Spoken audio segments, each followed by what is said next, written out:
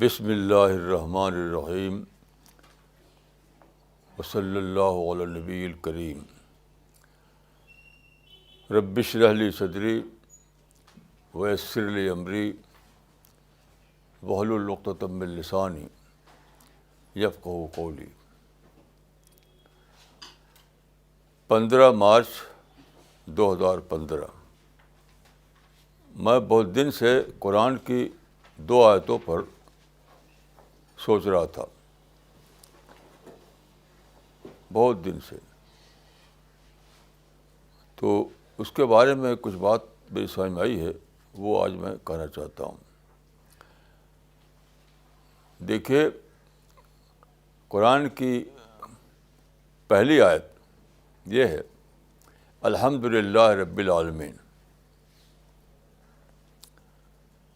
حمد کے معنی ہوتے ہیں شکر۔ حمد کی حقیقت شکر ہے، پریز نہیں ہے۔ تو الحمدللہ رب العالمین کا مطلب ہے الشکر للہ رب العالمین۔ تو شکر آپ کرتے ہیں کب؟ جب آپ کو کمفرٹیبل لائف ہو، سب چیز آپ کی درست ہو، کوئی مسئلہ آپ کو پریشان نہ کر رہا ہو، تب آپ کہتے ہیں کہ اللہ کا شکر ہے۔ لیکن دیکھیے، دوسری طرف اسی قرآن میں یہ آیت بھی ہے کہ لقد خلقنا الانسان فی کبد، انسان کو پیدا کیا ہے ہم نے کبد میں۔ کبد کا مطلب ہوتا ہے پرابلم۔ تو ایک اعتبار سے دنیا دار الشکر ہے اور دوسرے اعتبار سے دنیا دار الکبد ہے۔ اب دیکھیے، 2 کنٹراڈکٹری بات ہے یہ۔ جب دنیا دار الکبد ہو، یعنی پرابلم ہو، مشقت ہو، تو شکر کیسے کریں گے آپ؟ بالکل کنٹراڈکٹری صورتحال ہے یہ کہ ایک طرف قرآن یہ کہتا ہے کہ تم شکر کے نفسیات میں جیو، شکر کرتے ہوئے دنیا میں رہو، شکر کے احساس میں تمہارے صبح و شام گزریں، ایک طرف یہ کہتا ہے۔ دوسری طرف وہی قرآن یہ کہتا ہے کہ دنیا جو ہے تمہارے لیے مشقت کا عالم ہے، پرابلم کی جگہ ہے۔ تو کیسے شکر کرے گا آدمی؟ یہ ایک بہت بڑا سوال تھا میرے ذہن میں۔ تو اللہ کے فضل سے آج ہی صبح کو مجھے اس کا جواب ملا۔ وہ جواب یہ ہے کہ انسان کو دنیا میں 2 ڈفرینٹ پہلوؤں کے درمیان رہنا پڑتا ہے۔ ایک طرف یہ کہ اللہ کے مقابلے میں کا رسپانس کیا ہو، دوسری طرف انسانوں کے بارے میں اس کا رسپانس کیا ہو۔ ایک طرف ہم رہتے ہیں سوسائٹی میں، انسانوں کے درمیان، تو ہمارا رسپانس انسانوں کے بارے میں کیا ہو۔ دوسری طرف ہم اللہ کے ربوبیت میں جیتے ہیں، تو اللہ کے مقابلے میں ہمارا رسپانس کیا ہو۔ تو اس پر سوچتے ہوئے میرے سامنے آیا کہ انسان کو اللہ تعالیٰ نے ایک ایسی زندگی دی ہے جس میں بیک وقت اس کو 2 تقاضوں کے درمیان جینا پڑتا ہے، یعنی اللہ کی نسبت سے شکر، انسان کی نسبت سے پرابلم کا تجربہ۔ تو کیا کرنا ہے؟ جو قرآن میں آیا ہے کہ صبر کرو، صبر کرو، صبر، بہت زیادہ صبر کی بات ہے۔ تو صبر آپ کس کے بارے میں کریں گے؟ اللہ کے خلاف۔ اللہ کے معاملے میں صبر کا کوئی سوال نہیں ہے۔ تو اللہ کے معاملے میں شکر، انسان کے معاملے میں صبر، یہ میرے سمجھ میں آیا۔ انسان کو شکر کے احساس میں جینا ہے اللہ کی نسبت سے، اور انسان کو صبر کرتے ہوئے رہنا ہے انسانی دنیا میں۔ یہ ہے راز حیات۔ اور اگر آپ اس رات کو نہ جانیں تو آپ نماز روزہ کر کے بھی آپ محروم رہیں گے دین سے۔ کیونکہ الحمدللہ کہیں گے آپ لپ سروس کے طور پر، اور حقیقت میں آپ انسانوں کے پیدا کی پرابلم کی وجہ سے نگیٹو تھنکنگ میں رہیں گے، غصہ کریں گے، شکایت کریں گے، پروٹیسٹ کریں گے، تو پوری دینی زندگی آپ کی جپرڈائز ہو جائے گی. یہ بہت بڑا یعنی راز ہے زندگی کا، جس کو ہمیں سمجھنا ہے. تو دیکھیے اللہ کا شکر کرنے کا مطلب کیا ہے. اللہ کا شکر کرنا ہے آپ کو یہ دنیا دی ہے اللہ تعالیٰ نے. یہ جو زمین ہے، یہ زمین میں بہت سارے حالات ہیں، وہ حالات اگر نہ رہیں تو آپ زمین پر رہ نہیں سکتے. اس کے اندر بہت ہی یعنی رائٹ پروپورشن میں یہاں پر وہ ہے کشش، یعنی گریوٹی، جو گریویٹیشن پل زمین کے اندر ہے، وہ بہت ہی رائٹ پروپورشن میں ہے. اس طرح سے سورج کی روشنی بہت ہی رائٹ پروپورشن آپ کی طرف آتی ہے. بارش ہوتی ہے وہ بھی بہت رائٹ پروپورشن ہوتی ہے. اگر ذرا سا پروپورشن بگڑ جائے تو آپ سارا معاملہ خراب ہو جائے گا آپ کا. تو پوری کائنات کو اللہ تعالیٰ نے آپ کے لیے کسٹم میڈ کارنر بنا دیا. کسی سائنٹسٹ نے صحیح کہا ہے کہ universe is a custom made universe. پوری یونیورس کو اللہ نے انسان کے لیے کسٹم میڈ یونیورس بنا دیا، جس کا تجربہ ہر لمحہ انسان کو ہوتا ہے. اس کو لائٹ چاہیے تو سورج لائٹ دے رہا ہے، اس کو آکسیجن چاہیے تو ہوا آکسیجن پہنچا رہی ہے، اس کو غذا چاہیے تو زمین میں غذائیں اگ رہی ہیں، اس کو پھل چاہیے تو درخت سے پھل لٹک رہے ہیں. بلین چیزیں ہیں جو انسان کے لیے اللہ نے پیدا کی ہیں. تو یہ چیزیں آپ کو بتاتی ہیں کہ اللہ کا شکر کر کے اس دنیا میں رہو. یہ ورلڈ تمہارے لیے بلیسنگ کی دنیا ہے. یہ دنیا جو ہے تمہارے لیے بلیسنگ کی دنیا ہے. تو شکر کے احساس میں جیو. اب سوال دوسرا آتا ہے کہ جب انسانی دنیا ورلڈ آف پرابلم ہے تو کیسے ہم اپنے شکر کو مینٹین کریں، شکر کے جذبات کو کیسے رکھیں. تو دیکھیے، ایک طرف آپ کو پرابلم مینجمنٹ کا آرٹ سیکھنا ہے اور اللہ کے بارے میں اکنالج کرنے کا ذہن بنانا ہے. یعنی اللہ کی بلیسنگ کو ہمیں اکنالج کرنا ہے، یہ ہے شکر. اور انسان کی طرف سے جو کوئی پیش آئے آپ کو، اس کو آپ مینیج کرنا ہے. You have to learn the art of management. تب جا کر کے آپ مینٹین کر پائیں گے اپنے شکر کے احساس کو. یہاں پر میں آپ کو یاد دلاؤں گا کہ الترمذی جو حدیث کی ایک کتاب ہے، یعنی 6 کتابیں جو صحاح کہی جاتی ہیں ان میں سے ایک ہے وہ. تو اس کی ایک روایت سنن الترمذی کہی جاتی ہے وہ کتاب. اس میں ایک روایت ان الفاظ میں آئی ہے: من لم یشکر الناس لم یشکر اللہ، من لم یشکر الناس لم یشکر اللہ. جو شخص انسان کا شکر نہیں کرے گا وہ اللہ کا شکر بھی نہیں کرے گا. اس کو بھی بہت دنوں سوچتا تھا کیا مطلب ہے اس کا.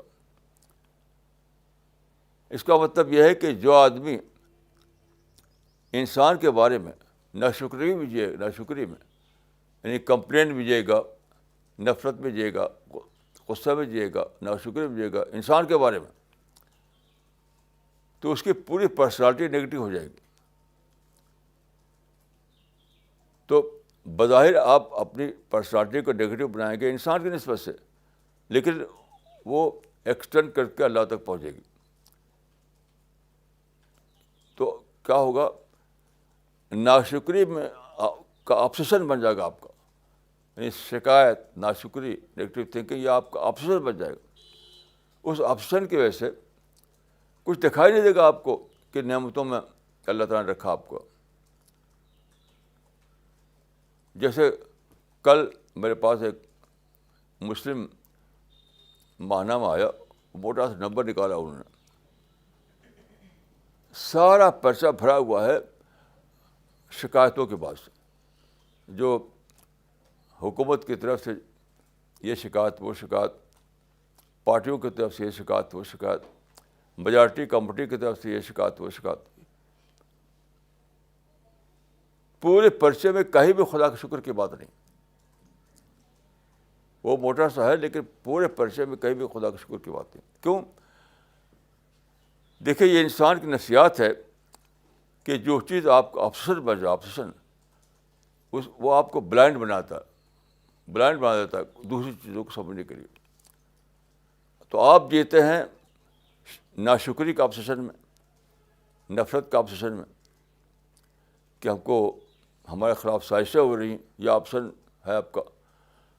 تو یہ آبسیشن آپ کو دوسری چیزوں کے بارے میں بے خبر بنا دے گا, بلائنڈ بنا دے گا. تو یہ جو حدیث ہے من لم یشکر الناس لم یشکر اللہ, اس کا مطلب یہ ہے کہ جو آدمی انسان کے بارے میں ناشکری میں پڑ جائے گا تو خدا کا شکر اس سے نکل جائے گا, خدا کا شکر نہیں کر سکتا. اسی لیے تعلیم دی گئی ہے کہ انسان کے بارے میں صبر کا طریقہ اختیار کرو. صبر, انسان کیا کر رہا ہے اس پر صبر کرو. وہ کیا کہہ رہا ہے, کیا اس کی سازش ہے, کیا اس کی پلاننگ ہے, کس طرح ڈسکرمنیٹ کر رہا ہے تمہارے ساتھ, یہ سب چیزوں کو صبر کے کھانے میں ڈال دو. یہ کیوں؟ تاکہ آپ اللہ کا شکر کر سکیں, تاکہ آپ اللہ کا شکر کر سکیں. اگر آپ انسان کی اٹراسٹیز کو, انسان کی بظاہر سازشوں کو, انسان کے ظلم کو صبر کے کھانے میں نہ ڈالیں تو ایک بہت بڑی پرائز دینی پڑتی ہے. یہ پرائز کہ اللہ کا شکر کرنے کے قابل نہیں رہتے آپ اس قابل نہیں رہتے کہ اللہ کا شکر کر سکیں. تو دیکھیے قرآن کی ایک آیت ہے صبر کے بارے میں کہ انما یوفی الصابرون اجرهم بغیر حساب, صبر کرنے والے بلا حساب انعام پائیں گے. تو یہ کیوں ہے؟ یہ اس میں رزلٹ کی بات یہاں پر ہے. یعنی صبر خود کوئی ایسی چیز نہیں کہ اس پہ آپ کو ریوارڈ دیا جائے. صبر کی وجہ سے آپ اس قابل ہو جائیں گے کہ سب سے بڑا ریوارڈیبل کام وہ کر سکیں آپ, یعنی اللہ کا شکر. یہ بہت بڑی بات ہے, سمجھنا چاہیے. انما یوفی الصابرون اجرهم بغیر حساب, یعنی صبر کرنے کی وجہ سے وہ اس کام کو کر پائیں گے جس پر سب سے بڑا انعام ملتا ہے, یعنی شکر, حمد. تو یہ بہت ہی بڑی بات ہے, اس کو سمجھنا چاہیے کہ اللہ نے دنیا کو بنایا ایک اعتبار سے دارالحمد, دوسرے اعتبار سے بنا دیا اس کو دارالکبد. انسان کے نسبت سے دارالکبد ہے اور اللہ کے نسبت سے دارالحمد ہے. وہ دونوں الگ الگ نسبتیں ہیں. یعنی دارالکبد ہے وہ انسان کی نسبت سے اور دارالحمد ہے وہ اللہ کی نسبت سے. اب دیکھیے ایک اور پہلو سے, اب دیکھیے اللہ نے کیوں دنیا کو دارالکبد بنایا. کیا اللہ کو انسان سے کوئی ضد تھی؟ کیا اللہ انسان کے بارے میں کچھ ظالم تھا؟ ایسا ظاہر ہے کہ ہمارا عقیدہ ہے کہ ایسا نہیں ہو سکتا. نہیں, چیز یہ ہے کہ اللہ تعالیٰ نے انسان کو پیدا کیا ہے اس طریقے سے کہ وہ ساری چیزیں اس کے اندر پوٹینشیل کے روپ میں ہیں. پوٹینشیل کے روپ میں, جیسے پتھر ہے, پتھر میں جو چیز ہے وہ ہے, اس میں کوئی چیز پوٹینشیل کے روپ میں نہیں ہے. کوئی جیسا پتھر ہے ویسا ہے, لوہا جیسا ہے ویسا ہے, شیر جیسا ہے ویسا ہے. انسان کا معاملہ یہ ہے کہ اس کے اندر بے شمار چیزیں ہیں لیکن وہ سب پوٹینشیل کے روپ میں. یعنی بالقوہ اس کو کہتے ہیں، بالقوہ کے انداز میں ہے. یہ بالقوہ بالفعل کیسے بنے، یعنی پوٹینشیل جو ہے وہ ایکچوئل کیسے بنے، اس کا طریقہ اللہ تعالیٰ نے کہا ہے شاک ٹریٹمنٹ. شاک ٹریٹمنٹ آپ کے پوٹینشیل کو ایکچوئل بناتا ہے. جب آپ کو شاک لگتا ہے، جو آپ کو پرابلم کو فیس کرتے ہیں، جب آپ کو چیلنج پیش آتا ہے، تب آپ کے پوٹینشیل، تب آپ کا مائنڈ ایکٹیویٹ ہوتا ہے، تب آپ کے پوٹینشیل جو ہے وہ ایکچوئل بنتے ہیں. ان باتوں میں بہت دنوں سے سوچتا تھا. سب سے پہلے مجھے اس میں جو کلو ملا، کلو، وہ آرنلڈ ٹائنبی کی تاریخ سے. اس نے یہ بات لکھی ہے کہ جو قومیں یا جو کمیونٹیز ترقی کرتی ہیں یا تہذیب سویلائزیشن بناتی ہیں، وہ وہی ہوتی ہے جو مائنارٹی میں ہوتی ہیں، کیونکہ وہ ہمیشہ میجارٹی کی طرف سے ان کو چیلنج پیش آتا ہے مسلسل.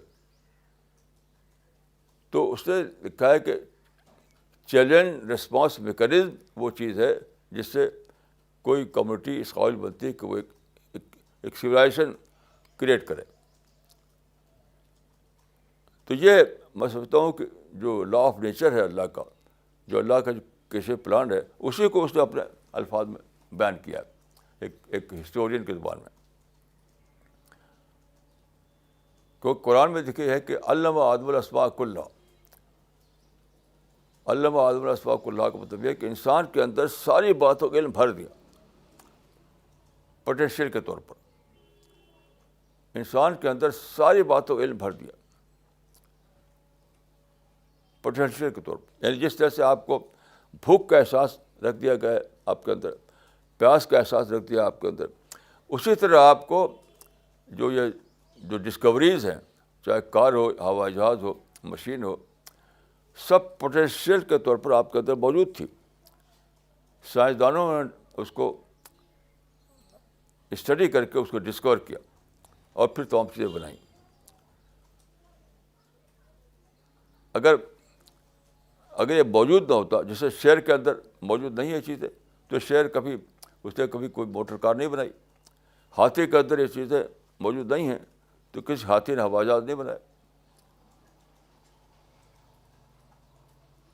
کسی پہاڑ کے اندر یہ چیزیں نہیں ہیں، کسی پہاڑ نے کبھی کوئی مشین نہیں بنائی.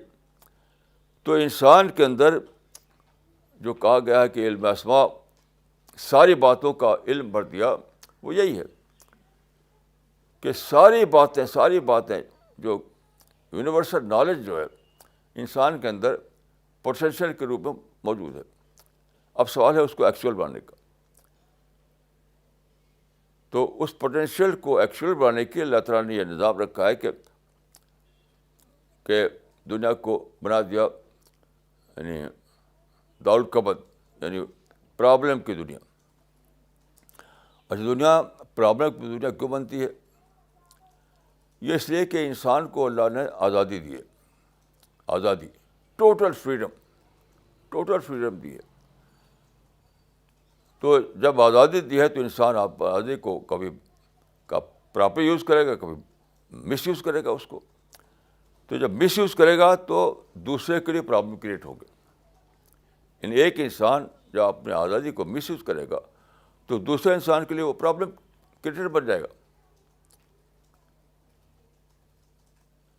تو اللہ نے انسان کو آزادی کیوں دی ہے؟ تاکہ وہ اپنے پوٹینشیل کو ایکچوئل بنائے، وہ سوچے، وہ غور کرے، اپنے اندر چھپے ہوئے جو ٹریجر ہیں اس کو دریافت کرے. آزادی نہ ہوتی تو یہ نہیں ہو سکتا تھا. چنانچہ آپ دیکھیے پچھلے زمانوں میں جب کہ دنیا میں کنگشپ تھی اور آزادی نہیں ہوا کرتی تھی تو کوئی ڈسکوری نہیں ہوئی. پورے کنگشپ کا زمانہ جو ہے اس میں کوئی ڈسکوری نہیں ہوئی. ساری ڈسکوریز ہوئی ہیں جب کنگشپ ختم ہوئی، یعنی فرینچ ریولوشن کے بعد کنگشپ ختم ہوئی تو آزادی کا زمانہ آیا. انسان آزادانہ طور پر سوچنے لگا. تب جا کر کی ڈسکوری ہوئی، تب جا کے انسان کے پوٹینشیل انفولڈ ہوئے. تو جب اللہ تعالیٰ کا یہ کیسے پلان ہے، یہ اس طریقے سے انسان کو اللہ تعالیٰ نے انسان کی یعنی اللہ تعالیٰ کی منشا کہ اس طرح سے انسان کا ڈیولپمنٹ ہو، تو ضرور پرابلم پیدا ہوگا. کیونکہ ایک انسان آپ سے پوچھے گا نہیں کہ میں اپنی آزادی کو کس طرح استعمال کروں. ایک انسان پوچھے گا نہیں آپ سے، وہ خود کرے گا، اپنی سمجھ سے کرے گا. آپ کے لیے پرابلم پیدا ہو تو آپ جانیے. اس لیے دیکھیے، یہ ہم کو ماننا ہوگا کہ دنیا کے جتنے بھی پرابلم ہوتے ہیں سب انسان کی آزادی کی وجہ سے ہوتے ہیں. تو اللہ کی نسبت سے دنیا دارالحمد ہے، انسان کی نسبت سے دنیا دارالقبض ہے. انسان کی نسبت سے وہ پرابلم کی دنیا ہے، اللہ کی نسبت سے وہ حمد اور شکر کی دنیا ہے.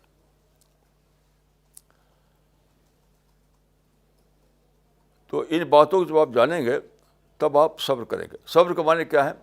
Acceptance of reality.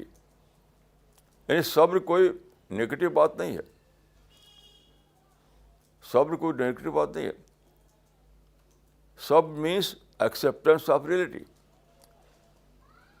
یعنی آپ اس بات کو ایکسیپٹ کریں کہ اللہ نے جو پلان بنایا وہ بہترین پلان ہے. اس کی وجہ سے اگر پرابلم آتے ہیں تو مجھے اس کو مینیج کرنا چاہیے، مجھے ریئیکٹ نہیں کرنا چاہیے. یعنی آپ یہ جب کریں گے کہ صبر کو یعنی صبر کی شکل میں آپ ریئلٹی کو ایکسیپٹ کریں گے تو کیا ہوگا؟ آپ کے اندر ریئیکشن نہیں پیدا ہوگا، آپ کے اندر نگیٹو تھاٹ نہیں آئیں گے، آپ کو غصہ نہیں آئے گا، آپ پروٹیسٹ نہیں کریں گے، آپ کمپلین نہیں کریں گے. کیونکہ جو کچھ ہو رہا ہے وہ تو اللہ کے پلان کے مطابق ہے. تو جب آپ ایسا کریں گے تب آپ کیا ہوگا کہ آپ کا مائنڈ جو ہے ڈیولپمنٹ کے راستے پہ چلے گا. آپ کسی انسان کو دیکھیے جو شکایتیں کرتا ہو، جو کمپلین جیتا ہو، جو ظلم کے داستانیں بیان کرتا ہو، اس کے پاس بیٹھیے آپ 1 گھنٹہ، آپ دیکھیں گے کہ اس کے اندر کوئی کریٹیوٹی نہیں، اس کے مائنڈ میں کوئی ڈیولپمنٹ نہیں ہوا.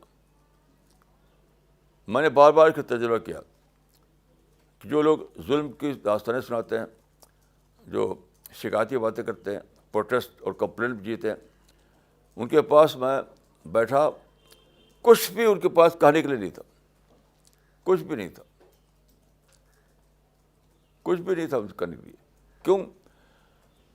جب آپ دوسروں کے بارے میں ریئیکٹ کریں گے، نگیٹو تھنکنگ آپ کے اندر آئے گی، آپ دوسروں کے بارے میں نفرت کریں گے، تو اس کو معنی کہ آپ اپنے مائنڈ کو انفولڈ نہیں کر پائیں گے. آپ کا مائنڈ ویسے کہ ویسے رہے گا. تو آپ کے اندر سے کریٹیو تھنکنگ نہیں آئے گی، آپ کے اندر پازیٹیو تھنکنگ نہیں آئے گی، آپ کے اندر انٹلیکچوئل اویکننگ نہیں آئے گا آپ کے اندر.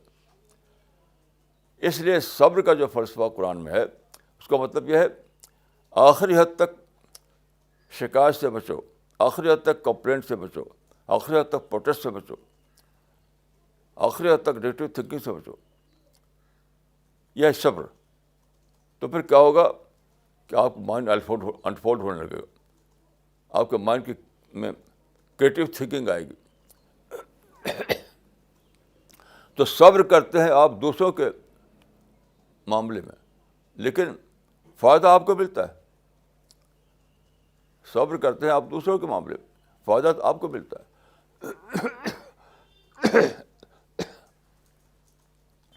اگر آپ صبر نہ کریں تو کیا ہوگا؟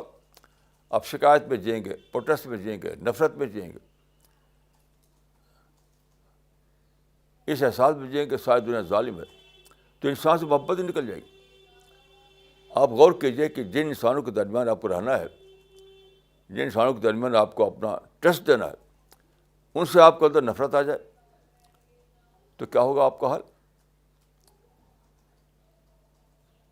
یہ آپ مجبور ہیں کہ سوسائٹی میں رہیں، آپ مجبور ہیں کہ دوسرے لوگوں کے ساتھ رہیں، آپ مجبور ہیں کہ دوسرے مذہب والے, دوسرے کلچر والے, دوسری سوچ والے جو ہیں دنیا میں رہیں, آپ ان کے ساتھ زندگی گزاریں, یہ مجبور ہیں آپ, کیونکہ آپ کسی خلا میں نہیں جا سکتے, آپ کسی جنگل میں جا کر نہیں رہ سکتے, اسی دنیا میں رہنا ہوگا لوگوں کے ساتھ. تو جن لوگوں کے ساتھ آپ کو رہنے کے لیے پیدا کیا گیا ہے, ان کے بارے میں آپ شکایت لیے رہیں, کمپلین لیے رہیں, نفرت لیے رہیں, تو کیا ہوگا؟ آپ کا ڈیولپمنٹ ختم ہو جائے گا. آپ کے اندر اسپریچول ڈیولپمنٹ نہیں آئے گا, آپ کے اندر انٹلیکچوئل ڈیولپمنٹ نہیں آئے گا, آپ کے اندر کریٹو تھنکنگ نہیں آئے گی. اور پھر اس سے بڑا فائدہ کیا ہوگا؟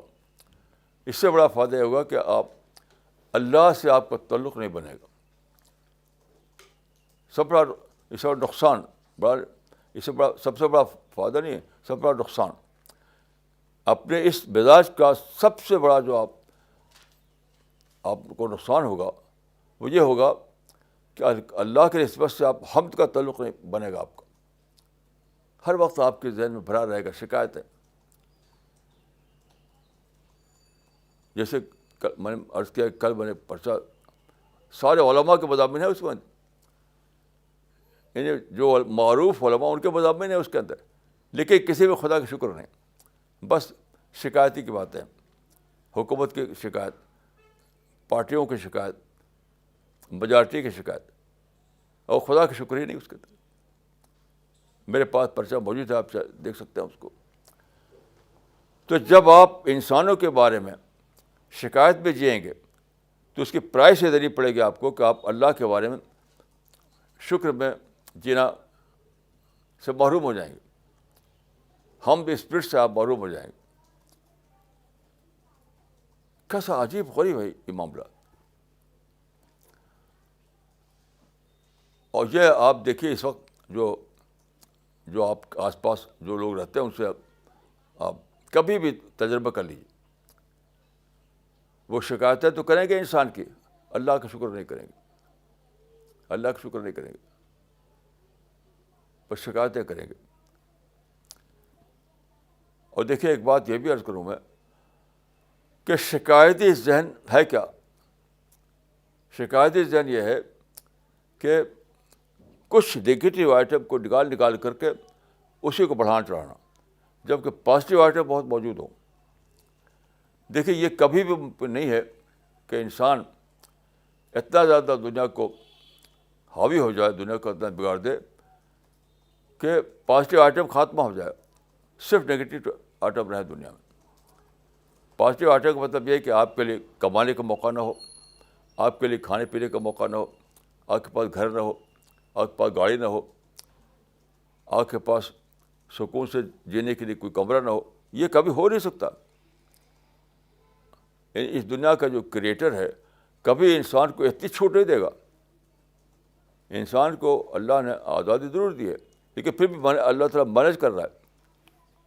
آزادی دی ہے لیکن وہ تاریخ کو مینیج کر رہا ہے, انسان کو مینیج کر رہا ہے وہ. تو پورے معنوں میں وہ کبھی بھی یہ موقع نہیں دے گا انسان کو کہ اپنی آزادی کو استعمال کرتے کرتے وہ آپ کی سب کچھ چھین لے, آپ کو بالکل محروم بنا دے. ایسا ہو نہیں سکتا, امپاسبل ہے. نتیجہ کیا ہے کہ ہم یعنی سارے جو لوگ ہیں سب اگر غور سے سوچیں تو ان کو 99% ان کو پازیٹیو آئٹم ملا ہوا ہے, اچھے آئٹم. 1% صرف شکایت کی بات ہے. جو لوگ بھی شکایت کرتے ہیں, جو لوگ بھی ظلم کی باتیں کرتے ہیں, آپ ان کے پاس بیٹھیے, وہ جو باتیں ریفر کرتے ہیں اس کو غور کیجیے اس کے اوپر. تو کیا ہوگا, وہ یہ کرتے ہوں گے, ہمیشہ یہ کرتے ہیں کہ 99 جو پازیٹیو آئٹم ہے اس کا ذکر نہیں کریں گے, ایک آئٹم جو نگیٹو ہے اس کا ذکر کریں گے. اور غور کیجیے کہ کتنی بڑی محرومی ہے, یہ تو ڈس آنیسٹی ہے. جب آپ ایسا کریں کہ 99 آئٹم کو آپ اگنور کریں, ایک آئٹم کو لے کر اسی کو بڑھائیں چڑھائیں. تو اس کو مانے کہ آپ کے اندر ڈس آنیسٹی آ گئی, ڈس آنیسٹی, آپ کے اندر سے انصاف ختم ہو گیا, جسٹس ختم ہو گیا. تو آپ غور کی کہ کتنی بڑی محرومی ہے, کتنی بڑی محرومی ہے کہ آپ ایک ڈس آنیسٹ انسان بن گئے, آپ ایک غیر عادل انسان بن گئے, آپ سے جسٹس کا اسپرٹ نکل گئی. تو کتنا بڑا نقصان ہے یہ. ایسا تو حیوان بھی کوئی نہیں ہوتا. تو جتنے لوگ بات کرتے ہیں ظلم کی اور ڈسکریمنیشن کی اور اٹراسٹیز کی, ان سب کے بارے میں میں کہتا ہوں, وداؤٹ اینی ایکسیپشن میں کہتا ہوں, وہ سب کے سب یہی کرتے ہیں کہ 99 اچھا آئٹم کو بیان نہیں کریں گے, ایک آئٹم جو ان کے نزدیک اچھا نہیں اسی کو خوب بڑھائیں چڑھائیں گے. سب یہی کرتے ہیں. میں کسی ایسے انسان کو نہیں جانتا جو شکایت کی بولی بولتا ہو اور ظلم کی داستانیں بیان کرتا ہو, وہ اس معاملے میں کچھ اور کرتا ہو. یہی کرتا. کیوں؟ اللہ تعالیٰ نے اس دنیا کو جب بنایا ہے تو وہ اس کو مینیج بھی کر رہا ہے, اس کو کنٹرول بھی کیے ہوئے ہو.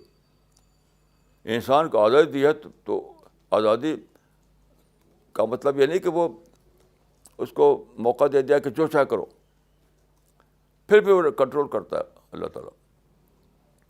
تو کنٹرول کرنے کی بنا پر ایسا ہوتا ہے کہ دنیا میں ہمیشہ ایول 1% ہوتی ہے اور خیر 99% ہوتا ہے. لیکن یہ لوگ کیا کرتے ہیں, ظلم کو آئٹم تلاش کر کے اس کو بڑھائیں چڑھائیں گے اور دوسری بات کو اگنور کریں گے. تو یہ انٹلیکچوئل ڈس آنیسٹی ہے. یعنی ایسا کرنا کہ زیادہ باتوں کو بیان نہ کرنا اور کسی ایک دو چیز کو بیان کرنا, یہ ہے انٹلیکچوئل ڈس آنیسٹی. آپ غور کیجیے کہ انٹلیکچوئل ڈس آنیسٹی کا کیس جس کا بن جائے وہ کتنی بڑے گناہ میں مبتلا ہے. انٹلیکچوئل ڈس آنیسٹی تو گریٹسٹ کرائم ہے. انٹلیکچوئل ڈس آنیسٹی گریٹسٹ کرائم ہے. اس کا نہ دنیا میں کوئی اس کی جگہ ہے, نہ آخرت میں اس کی کوئی جگہ ہے. تو یہ ساری باتیں مجھے اس پر سوچتے ہوئے سمجھ میں آئیں کہ کیوں اللہ نے دنیا کو ایک اعتبار دارالحرب بنایا ہے اور دوسری طرف کہا کہ دنیا جو ہے دارالکبد ہے. تو اگر آدمی کبد میں سوچے گا, مشقت کی باتوں میں وہ جیے گا, وہ پرابلم والی باتوں کو زیادہ اسی میں دھیان لگائے گا, تو وہ حمد کے پہلو کو ڈسکور نہیں کر پائے گا. پھر حمد اس کے لیے لپ سروس ہوگی. ظلم کی بات ہے تو دھوم کرے گا وہ, اور حمد کی بات کے لیے اس کے اوپر لپ سروس ہوگی, یعنی لفظی طور پہ کہہ دے گا الحمدللہ. تو دیکھیے یہ بہت زیادہ ذمہ داری کی بات ہے, کیونکہ معاملہ صرف اس دنیا کا نہیں ہے, آخرت کا معاملہ ہے. اس دنیا کا معاملہ نہیں ہے, آخرت کا معاملہ ہے. اگر اس دنیا میں آپ انٹلیکچوئل ڈس آنیسٹی کا شکار ہیں, اگر اس دنیا میں آپ انٹلیکچوئل ڈس آنیسٹی کا شکار ہو گئے اور اس حال میں مر بھی گئے, تو آخرت میں کیا ہوگا آپ کو انجام؟ کیا ہوگا انجام؟ تو بہت زیادہ ضروری ہے کہ انسان سوچے اللہ کے کسی نے پلان کو لے کر کے اور قرآن کے بیانات پر غور کرے, ایک ایک چیز کی گہرائی میں اترے, تاکہ وہ دنیا میں اس طرح رہے جس طرح اللہ کو منظور ہے رہنا. جیسے دیکھیے ایک حدیث ہے, ما رأیت مثل جنت نام طالب ہوا اور ما رأیت مثل نار نام حارب ہوا. یعنی آپ نے فرمایا کہ میں نہیں دیکھا کہ انسان کے لیے جنت اتنی قیمتی چیز ہے, لیکن وہ اس کے بارے میں سو گیا ہے. اور جہنم میں تیز بچنے کی چیز ہے لیکن اس کا دوڑ رہا ہے وہ. تو کیوں ایسا ہوتا ہے؟ کیوں لوگ جہنم کی طرف دوڑ رہے ہیں اور جنت کے بارے میں غافل بنے ہوئے ہیں؟ اس کی وجہ یہی ہے کہ وہ یہ سمجھ نہیں سکے کہ دنیا میں انہیں کس طرح رہنا ہے. جو اللہ کا جو کریشن پلان ہے اس کو سمجھ نہیں سکے. تو ایسا لائف اسٹائل انہوں نے اپنا لیا جو اللہ کے نقشے کے مطابق نہیں. تو کتنی بڑی محرومی ہے, کتنی بڑی بدبختی ہے. اور جب ہم یہ سوچیں کہ اسی دنیا میں کچھ دن جی کر مر جانا ہے, ایسا نہیں ہے, بلکہ آخرت میں جانا ہے اور ایٹرنٹی کو بھگتنا ہے, تو یہ بات کتنی سیریس ہو جاتی ہے, کتنی زیادہ سیریس. تو میں نے جتنا قرآن کو, حدیث کو اور ہسٹری کو پڑھا ہے, میں یہ کہہ سکتا ہوں کہ یعنی شکایت حرام ہے, پروٹیسٹ حرام ہے, ظلم کے داستانیں بتانا حرام ہے, دوسروں کے بارے میں برائیاں بیان کرنا یہ حرام ہے, چاہے وہ بسم اللہ الرحمن الرحیم کر کے بولا جائے تب بھی وہ حرام رہے گا. پھر میں ایک آیت کو لے کر سوچ رہا تھا کہ اس کا مطلب کیا ہے. قرآن میں ہے کہ آسان تکرہوا شیئا وہو خیر لکم. اس کا ترجمہ یہ ہے کہ ہو سکتا ہے کہ تم ایک چیز کو ناپسند کرو لیکن وہ تمہارے لیے خیر ہو. اس پر سوچ رہا تھا میں کہ ہو سکتا ہے کہ تم ایک چیز کو ناپسند کرو مگر وہ تمہارے خیر ہو. تو میری سمجھ میں آیا کہ یہ ایک اسلوب کی بات ہے, ایک اسٹائل کی بات ہے. اس کے معنی یہ ہے کہ تم کوئی بھی چیز جس کو تم ناپسند کر رہے ہو وہ تمہاری خیر ہی ہے. یہ ایبسولوٹ سینس میں ہے, یہ اس معنی میں نہیں کہ کوئی ایسا ہوگا کوئی ویسا ہوگا. یعنی لفظی ترجمے کو آپ لیں تو آپ سب کہیں گے بھائی کوئی بات ایسی ہو سکتی ہے, نہیں. آپ اس کو اسٹائل کے معنی میں لیجیے, اسلوب کے معنی میں لیجیے. تو اس کا مطلب ہے کہ اللہ تعالیٰ نے اس دنیا کو اس طرح بنایا ہے کہ کوئی چیز جو تم کو ناپسند ہو, بظاہر معلوم ہو, وہ بھی خیر ہی ہے اس میں, خیر ہی ہے اس میں. تو پھر بتائیے کہ جب ایسا معاملہ ہے تو شکایت جائز کیسے ہوگی, پروٹیسٹ کیسے جائز ہوگا, ظلم کی داستانیں بیان کرنا کیسے حرام ہوگا. تو میں دیکھ یہ سب چیزیں جو ہیں غیر محرم حرام ہیں. میں یہ کہا کرتا ہوں کہ کچھ چیزیں ایسی ہیں جو کلیئر طور پر حرام ہیں, جیسے شراب حرام ہے, خنزیر حرام ہے. لیکن کچھ ایسی چیزیں بھی ہیں جن کے لیے حرام کا لفظ نہیں بولا گیا لیکن وہ بھی حرام ہے, وہ غیر محرم حرام ہے. مثلا قرآن میں کہیں یہ نہیں کہ منافقانہ روش حرام ہے, یہ لفظ نہیں آیا قرآن میں کہیں, لیکن پھر بھی منافقت حرام ہے. آپ سارے قرآن میں پڑھیے, کہیں بھی آپ یہ نہیں پائیں گے کہ لوگوں منافقانہ روش حرام ہے, یہ لفظ نہیں پائیں گے آپ, لیکن منافقت حرام ہے. اس سے بہت ساری چیزیں. تو میں یہ مانتا ہوں کہ کچھ چیزیں یعنی حرام ڈکلیئر کی گئی ہیں, لیکن بہت سی اور چیزیں ہیں جو غیر محرم حرام ہیں. اسی میں سے یہ بھی ہے, شکایت, پروٹیسٹ, نفرت, نیگیٹو تھنکنگ, یہ سب کے سب غیر محرم حرام ہے. اور ان چیزوں کا نقصان اتنا زیادہ ہے کہ آدمی کی دنیا بھی کھوئی جائے, آخرت بھی کھوئی جائے, آخرت بھی کھوئی جائے, دنیا بھی کھوئی جائے. تو سمجھتا ہوں کہ یہ زندگی کی ماسٹر کی ہے. زندگی صحیح طور پر گزارنے کے لیے ماسٹر کی ہے کہ آپ یہ سمجھیں کہ دنیا دارالحمد ہے اللہ کی نسبت سے, اور دنیا دارالکبد ہے انسان کی نسبت سے. اور دوسری بات یہ ہے کہ اللہ کے بارے میں آپ کو یہ کرنا ہے کہ اس کے بلیسنگ کو, اس کی جو عطیات ہیں آپ کو, جو اس کے انعامات ہیں, اس کو اکنالج کریں. تو انسان کی نسبت سے تو اللہ کی نسبت سے جو رسپانس مطلوب ہے وہ اکنالج کرنا اللہ کا. اور لیکن انسان کی نسبت سے کیا چیز مطلوب ہے؟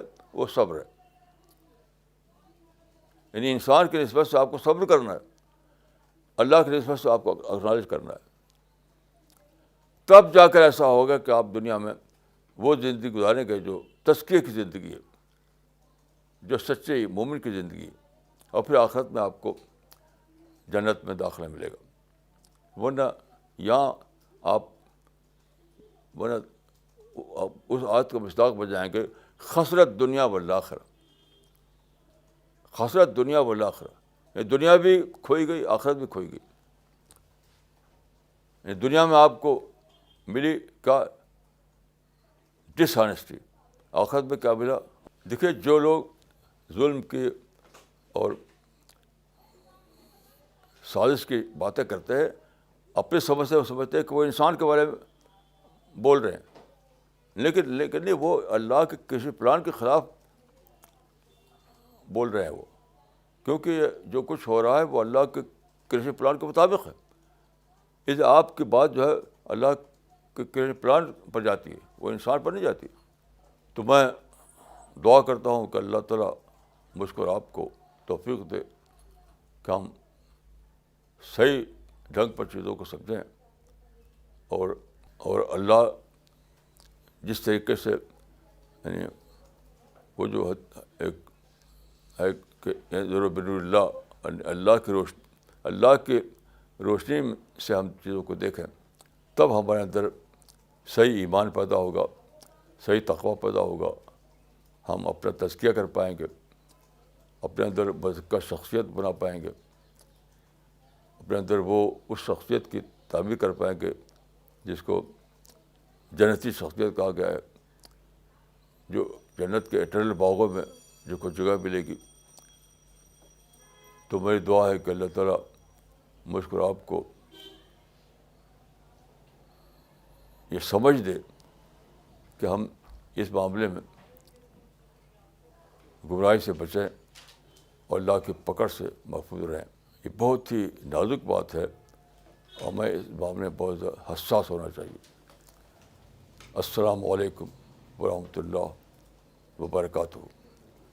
مولانا, یہ سوال جو آیا ہے وہ نوئیڈا سے ہے, محمد امیر صدیقی صاحب کا, اور انہوں نے لکھا ہے کہ مولانا آپ نے 8 مارچ کی تقریر میں یہ کہا تھا کہ بت خانہ جو آج کل طالبان یا ISIS والے توڑ رہے ہیں وہ غلط ہے, مگر سیرت سے یہ معلوم ہوتا ہے کہ فتح مکہ کے بعد رسول اللہ نے اپنے کچھ صحابہ کو عرب کے بت خانوں کو توڑنے کے لیے بھیجا تھا.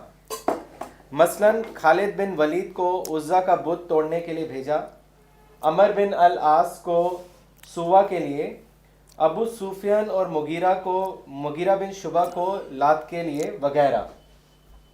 ان تمام لوگوں نے عربوں کے بت خانوں کو ڈسٹرائے کر دیا. اس کی وضاحت فرمائیں. یہ واقعات سیرات النبی شبلی نعمانی والیوم 1 پیج 339 میں موجود ہے. دیکھیے, اس سے کوئی تعلق نہیں ہے. ہسٹوریکل مونومنٹ کا معاملہ الگ ہے, وہ معاملہ الگ ہے. وہ عقیدہ کا معاملہ ہے. جس کو توڑا ہے انہوں نے, وہاں نہ عقیدہ کا معاملہ تھا نہ شرک کا معاملہ تھا, وہاں کچھ بھی نہیں تھا. وہ تو صرف ایک کھڈر تھا بس.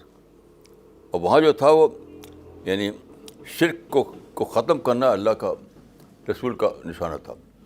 تو وہ لیونگ شرک کے اڈے تھے وہ کیا, وہ تو کچھ بھی, وہ تو کھڈر ہے. یا آپ لوگ جو ہے غلط تاریخیں پڑھتے ہیں, غلط تاریخیں پڑھ کر کے یہ سب ذہن بنتا ہے. آپ کو میں کہوں گا کہ میری کتاب پڑھیے, پیغمبر انقلاب, اور وہ سیرت پر میری کئی کتابیں, اس کو پڑھیے. یہ غلط تاریخیں پڑھ کے آپ کو ذہن نہیں بنایا. خلاصہ یہ ہے کہ عرب میں جو بت خانے تھے وہ لیونگ اڈے تھے, زندہ اڈے تھے شرک کے. اور عراق میں جس کو توڑا گیا ہے وہ تو تقریباً 3000 سال پہلے کا کھڈر تھا. اس کا کوئی شرک سے کوئی تعلق نہیں تھا. اب تو وہ صرف سیاحوں کی چیز تھی, وہ سیاحوں کی چیز تھی. مولانا اگلا سوال لینے سے پہلے ایک کامنٹ پڑھنا چاہیں گے جو مولانا اقبال عمری نے بھیجا ہے چنئی سے، اور انہوں نے لکھا ہے کہ مولانا آج ہی پتہ چلا کہ صبر کا مطلب ہے مین میڈ پرابلم کو مینیج کرنے کا فارمولا، انسان کی نسبت سے صابر ہونا اور خدا کی نسبت سے شاکر ہونا، یہ آج ہی سمجھ میں آیا۔ جزاک اللہ۔ مولانا اگلا سوال مس نغمہ صدیقی کا ہے دلی سے، اور انہوں نے آپ سے پوچھا ہے کہ how important is forgiveness in keeping patience and positivity. دیکھیے فارگیونیس کے بغیر تو سب کچھ کھو دیتا ہے آدمی، کیونکہ دنیا میں تو انسان کی طرف سے آپ کو ان پلیزنٹ چیزیں پیش آئیں گی آئیں گی، یہ تو بالکل ممکن نہیں کہ سب اسموتھ ہو جائے۔ تو فارگیونیس تو بالکل مسٹ ہے اس بات کے لیے کہ آپ کے اندر شکر کا جذبہ باقی رہے اور پازیٹیو تھنکنگ باقی رہے۔ بغیر فارگیونیس کے کچھ بھی نہیں ہو سکتا۔ اسلام کا ایک اصول یہ بھی ہے کہ لیونگ ایول کے بارے میں اسلام کوئی اقدام کرتا ہے، لیونگ ایول، لیکن ڈیڈ ایول پر اس کا نہیں ہوتا اسلام کا اقدام۔ ایک ہے لیونگ ایول، ایک ہے ڈیڈ ایول۔ میں آپ کو مثال دیتا ہوں۔ رسول اللہ نے جب مکہ فتح کیا اور کعبہ پر آپ کو پورا اختیار حاصل ہو گیا، تو اس وقت کعبہ کے اوپر ایک پردہ ڈالا ہوا تھا، ایک پردہ۔ یہ پردہ مشرکین نے ڈالا تھا، یعنی مشرکین کا پیسہ، مشرکین کی سب کچھ مشرکین کا تھا، وہ ڈالا ہوا تھا۔ آج کل جو مزاج ہے مسلمانوں کا، کیا کہیں گے، یہ مشرکین کا پردہ، اس کو ہٹاؤ۔ رسول اللہ نے نہیں ہٹایا اس کو، کیونکہ اب وہ ان کا اقتدار ختم ہو گیا تھا، اب وہ کوئی لیونگ پرابلم نہیں تھا وہ پردہ۔ بات کو کیا ہوا کہ ایک عورت وہاں پر وہ جو کو دھون دینا، وہ لوبان جلا کر کیا کرتے ہیں، وہ وہاں کر رہی تھی، اس سے پردے میں آگ لگ گئی تو پردہ جل گیا۔ تو اب وہ ایک ریئل پرابلم بن گیا کہ پردے کو دوسرے ریپلیس کیا جائے۔ تو جب تک پردہ یعنی کوئی لیونگ ایول نہیں تھا، اس وقت آپ نے باقی رکھا، اور جب دیکھا کہ پردہ تو جل گیا تو اب ایک نیا پردہ ڈالنا ہے، تو پھر آپ نے وہاں پر ایک نیا پردہ ڈلوایا۔ تو اس بات کو بہت یعنی اور بھی مثالیں ہیں اس کی کہ اسلام لیونگ ایول کو پرابلم سمجھتا ہے، ڈیڈ ایول کو اسلام پرابلم نہیں سمجھتا۔ ڈیڈ ایول کو نظر انداز کرنا یہ اسلام کا طریقہ ہے، اور لیونگ ایول کے بارے میں سوچنا پڑے گا ہمیں کہ ہم کیا کریں۔ مولانا اگلا سوال لینے سے پہلے ایک کامنٹ پڑھنا چاہیں گے جو ڈاکٹر سفینہ تبسم نے بھیجا ہے اجمیر سے، اور انہوں نے لکھا ہے کہ مولانا صاحب، today for the first time it has become clear to me that why sabr has been given such great importance in Quran. It actually helps us to do the most rewardable act, and that is to live in hamd spirit. Thanks a lot for making all of us understand this. مولانا اگلا سوال کیا ہے بھوپال سے توثیق صاحب نے، اور وہ آپ سے جاننا چاہتے ہیں کہ how do we identify our shortcomings? How do we identify our shortcomings? جو مولانا انسان کے اندر کمیاں ہوتی ہیں اس کو کیسے آئیڈینٹیفائی کر سکتے ہیں؟ شارٹ کمنگس کو کیسے آئیڈینٹیفائی کر سکتے ہیں؟ اس کا کوئی میتھڈ ہے یا کوئی فارمولا ہے؟ محاسبہ ایک ہی فارمولہ بتایا گیا ہے قرآن و حدیث سے، محاسبہ یعنی انٹراسپیکشن۔ وہ آدمی کے اندر اتنا زیادہ داخل ہوتا ہے کہ وہ آپ خود ہی ڈسکور کر سکتا، دوسرا آدمی کو اس کو آئیڈینٹیفائی نہیں کر سکتا۔ اس کے سوچ میں، اس کے جذبات میں، اس کی پرسنالٹی میں گھسا ہوا ہوتا ہے وہ، تو کون دوسرا اس کو آئیڈینٹیفائی کرے گا؟ آپ کریں گے۔ تو اس کے لیے قرآن میں اور حدیث میں جو چیز بتائی گئی ہے وہ ہے محاسبہ، محاسبہ کا مطلب ہوتا ہے انٹرسپیکشن، یعنی اپنے خلاف سوچنا، اپنے بارے میں سوچنا، یعنی اینٹی سیلف تھنکنگ.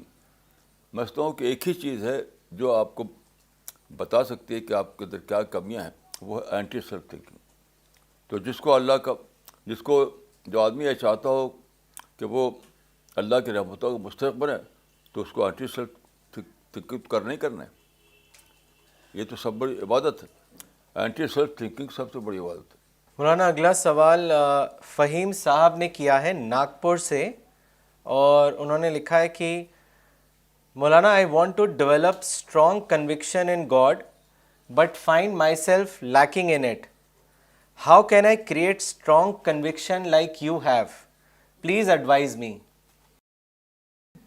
کہ خدا کے اوپر جو کنوکشن ہے وہ چاہتے ہیں کہ آپ ان کو کوئی فارمولا بتائیں جیسے آپ کا اسٹرانگ کنوکشن ہے خدا پہ، ویسے وہ ڈیولپ کر سکیں. دیکھیے صرف ایک ہی فارمولہ ہے، وہ ہے اپنے آپ کو ڈسٹریکشن سے بچانا. بس ایک ہی چیز ہے، ڈسٹریکشن سے بچانا. لوگ پھنسے رہتے ہیں ادر گاڈ میں، اور چاہتے ہیں کہ گاڈ کی معرفت انہیں حاصل ہو. تو یہ امپاسبل ہے. کسی کا شعر ہے کہ ہم خدا خواہی و ہم دنیا دوں این خیالست و مہارست و جنوں. تو اپنے کو آپ جب تک ڈسٹریکٹ نہیں کریں گے، دوسری چیزوں سے ہٹا کر کے آپ اپنا فوکس نہیں کریں گے، تب تک کچھ نہیں ہونے والا. ڈسٹریکشن سے بچانے کا مطلب ہے اپنا فوکس ادر گاڈ سے ہٹانا اور گاڈ پر فوکس ڈالنا. یہ تو آپ کو خود کرنا پڑے گا. کوئی باہر سے آدمی کو آپ کو کوئی ٹیکنیک نہیں بتا سکتا. مولانا اگلا سوال کیا ہے شان صاحب نے لنڈن سے، اور انہوں نے لکھا ہے مولانا I am doctor Hina's cousin and visiting her from Wales with my newly wed wife. She invited us this morning to listen to you and mashallah I liked it so much. May Allah reward you. Maulana, I have a question. I want to know, what if we have a problem or complaint not from a human but from a system or a group which is doing wrong and affecting a nation? What is your advice on that? دیکھیے یہ تو آپ نے صرف لفظ بدل دیا. System کون بناتا ہے؟ انسان بناتا ہے. وہ بھی انسان کے خلاف شکایت ہے. سسٹم بنانے والا کون ہے؟ تو سسٹم میں وہی چیزیں آئیں گی جو انسان کے اندر ہیں. سسٹم جو ہے انسان کا یعنی ایکسٹینڈڈ فارم ہے. سسٹم الگ سے کوئی چیز ہے نہیں. تو سسٹم کے خلاف آپ بولیں گے تو پھر انسانی کے اوپر جائے گی وہ. اور یہ بھی سمجھ لیں کہ کبھی بھی دنیا میں کوئی سسٹم آئیڈیل نہیں ہو سکتا. امپاسبل ہے. حتیٰ کہ جو اسلام کا جو گولڈن پیریڈ ہے وہاں بھی یہ بس وجہ کہ وہاں سسٹم جو تھا بالکل آئیڈیل تھا. ایسا نہیں تھا. مثال کے طور پہ دیکھیے، ایک صحابی مدینہ میں رسول اللہ کے پاس آتا ہے، وہ منہ در منہ کہتا ہے کہ واللہ ما عدلت، خدا کی قسم آپ نے جسٹس نہیں کیا. تو where is that ideal system? تو سسٹم پر جو لوگ بولتے ہیں وہ کریشن پلان کے خلاف بولتے ہیں. جو اللہ کا جو کریشن پلان ہے اس کے مطابق جب دنیا میں آئیڈیل سسٹم بن نہیں سکتا، آئیڈیل گورنمنٹ بن نہیں سکتی، تو آپ کو وہاں کیا کرنا ہے؟ اس کو مینیج کرنا ہے. جو پرابلم آتا ہے اس کو مینیج کیجیے. شکایت کرنا، اس کو توڑنا، اس کے خلاف اس کو اپوز کرنا، ہنگامہ کرنا، کچھ بھی نہیں ہونے والا. اس کی مثال دیکھیے ایجپٹ میں. ایجپٹ میں 60 برس سے سسٹم کے خلاف لڑ رہے ہیں لوگ، آج تک کچھ بھی نہیں ہوا. کئی نسلیں ختم ہو گئی اور طبی تباہی ہے. تو سسٹم جو ہے وہ خود یعنی وہ ہیومن فنامنا ہے، انسان سے الگ کوئی چیز نہیں ہے. مولانا اگلا سوال کیا ہے عادل محمد صاحب نے مراد آباد سے، اور انہوں نے لکھا ہے مولانا I agree with you on what you said today that we should accept Allah's plan and be patient towards man and thankful towards Allah. But Maulana, practically when I try to implement this, then I lose patience in certain situations. Even though mentally I want to follow and agree with what you just said today. How can I correct myself as I want to exercise patience and earn the reward of Allah? Please guide me from where to begin as I really want to change myself. دیکھیے patience جو ہے وہی تو price ہے. Patience جو ہے وہی price ہے دنیا میں حمد اور شکر کے ساتھ جینے کے لیے. تو آپ پرائز نہیں دیں گے تو چیز ملے گی کیسے آپ کو؟ آپ کو ایک کار خریدنا ہے تو کیا آپ بغیر پرائز دیے کار مل جائے گی آپ کو؟ تو وہ تو پرائز ہے. کیونکہ دنیا میں قبض ہی رہے گا, پرابلم ہی رہے گا, چیلنج ہی رہیں گے, انوانٹیڈ سچویشن ہی رہے گا. اچھا, اس کو آپ بدل نہیں سکتے کیونکہ وہ تو خدا کی گاڈ گیون یعنی فریڈم کی وجہ سے ہے. تو پیشنس جو پرائز ہے اس پرائز کو دیے بغیر آپ کو کبھی بھی اپنے اندر پازیٹیو پرسنالٹی نہیں بنا پائیں گے. جب پازیٹیو پرسنالٹی نہیں بنا پائیں گے تو نہ شکر ہوگا نہ حمد ہوگا. تو اس کے تو آپ کو کچھ اور ڈھونڈنے نہیں ہے, اس کو یہ سمجھ کر ادا کرنا ہے کہ جو پرائز ہے جو مجھے دینا ہی دینا ہے. جس طرح کار خریدنے کے لیے مجھے پرائز دینی پڑتی ہے تب مجھے کار ملتی ہے, ایسے ہی پرائز یہاں بھی معاملہ ہے کہ پیشنس کی پرائز تو دینی ہی پڑے گی, اس کا کوئی دوسرا شارٹ کٹ نہیں اس کا. مولانا اگلا کامنٹ آیا ہے کشمیر سے شاد حسین صاحب کا, اور انہوں نے لکھا ہے کہ مولانا thank you for unfolding the meanings of حمد and قبد in a wonderful contrast. Your explanation gives us thrilling perception about Quranic terms. May God reward you.